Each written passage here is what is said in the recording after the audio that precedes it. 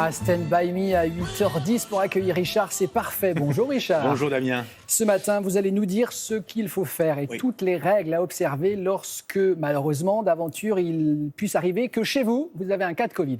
Absolument. Qu'est-ce qu'on fait quand quelqu'un de votre famille a le Covid ? Eh bien, il y a des précautions, mais c'est vrai que c'est un sujet très concernant puisque on parle en millions de personnes qui ont été concernées qui sont concernées et qui vont cohabiter avec des membres de la famille. Alors, il y a des règles. Si on va sur le site du ministère de la Santé, c'est les éternelles mesures barrières, gel hydroalcoolique, essayer de ne pas cohabiter dans la même pièce, par exemple la chambre ou les salles de bain. Encore faut-il avoir de la place.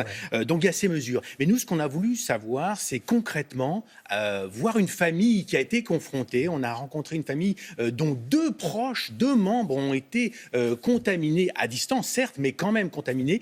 Qu'est-ce qu'ils ont fait ? Comment ils ont mis en place ces mesures ? Vous allez voir, c'est très concret.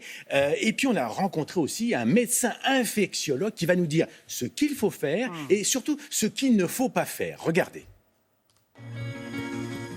Depuis 2 semaines, Didier, marié, père de 2 enfants, retrouve une vie normale après 7 jours d'isolement. Il a été diagnostiqué positif à la Covid, comme sa femme l'année dernière, ce qui avait justifié une organisation presque militaire. Quand donc, ma femme était contaminée, elle dormait donc, dans notre chambre normalement, et donc elle a passé 1 semaine là, je lui ai amené à manger, tout ça, et puis moi je dormais à côté, en plus je travaillais puisque j'étais en télétravail, et donc du coup après on allait chacun à notre tour, jamais en même temps, mais dans la salle de bain, aux toilettes, et ainsi de suite. Lors de la contamination début février de Didier, une même organisation a été mise en place dès les premiers signes de la maladie, comme la fièvre et les maux de tête. Alors j'évitais de toucher tout ce qui est alimentation et tout ça. J'essayais de ne pas aller au frigo, de prendre un verre et de mettre mon nom sur le verre, enfin des gestes comme ça, puis beaucoup de lavage de mains. Il faut essayer de faire le maximum, en particulier dans les tout premiers jours de la maladie où l'excrétion virale est la plus importante. Parce que, encore une fois, c'est pas inéluctable que tout le monde dans le foyer va attraper la Covid. Le virus, il passe pas à travers la peau des mains. On se contamine par les muqueuses. Donc je touche une surface contaminée, puis je touche mes yeux, ma bouche, mon nez. Donc bonne hygiène des mains, nettoyage des surfaces, les poignées de porte, les sanitaires partagés, les surfaces de la cuisine, avec un détergent ménager habituel. Et puis il y a des situations où malheureusement il y a des gens qui sont à risque de formes graves, quelqu'un qui va être diabétique, quelqu'un qui a une hypertension ou du surpoids, ou quelqu'un qui est âgé, on peut habiter avec ses grands-parents. Et là, vraiment, il faut être extrêmement rigoureux. L'assurance maladie, elle propose des solutions et on peut se faire aider par son médecin généraliste, par des infirmières qui peuvent venir à la maison pour vous aider à mettre en place les mesures de distanciation. Avec leur contamination, le couple a développé des anticorps et espère ainsi être épargné d'une nouvelle infection à la Covid. On espère qu'on ne risque plus rien, mais on ne sait pas. Donc à la maison, on se lave les mains, on respecte ces gestes-là. Au moins, quand on rentre, on se déchausse, on se lave les mains, on essaie de faire un sas entre l'extérieur et la maison. Mais après, à la maison, on vit normalement.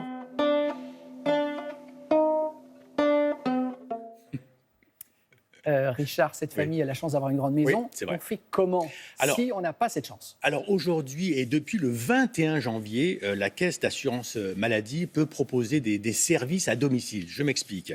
Il s'agit de gens qui ont des petits appartements, qui ne savent pas comment justement gérer la présence d'une personne contaminée. Eh bien, l'assurance maladie peut vous proposer l'intervention d'un infirmier pour voir un peu comment agencer l'appartement. Rappelez les mesures barrières, c'est important de le rappeler. On peut le rappeler, l'aération, les mesures d'isolement, alors quand on le peut, mais aussi toutes les mesures de gel hydroalcoolique, de lavage des mains. C'est tout bête, mais c'est comme ça qu'on a de masques à la maison. On est d'accord. S'il y a vraiment quelqu'un contaminé pas loin de vous. Exactement. Et puis, lorsqu'on peut essayer de cohabiter dans des endroits différents, mais on peut y arriver. Donc, vraiment, on essaye d'aider les gens parce que vous savez, on est parfois désarmés. Lorsqu'on apprend qu'un des membres est contaminé, on est désarmé. Je rappelle aussi un point important, c'est lorsqu'on cohabite avec des gens qui ont des facteurs de risque. Là aussi, il faut faire doublement attention. Donc il y a vraiment Diabète, surpoids, hypertension, on l'a dit dans le sujet, donc c'est des points importants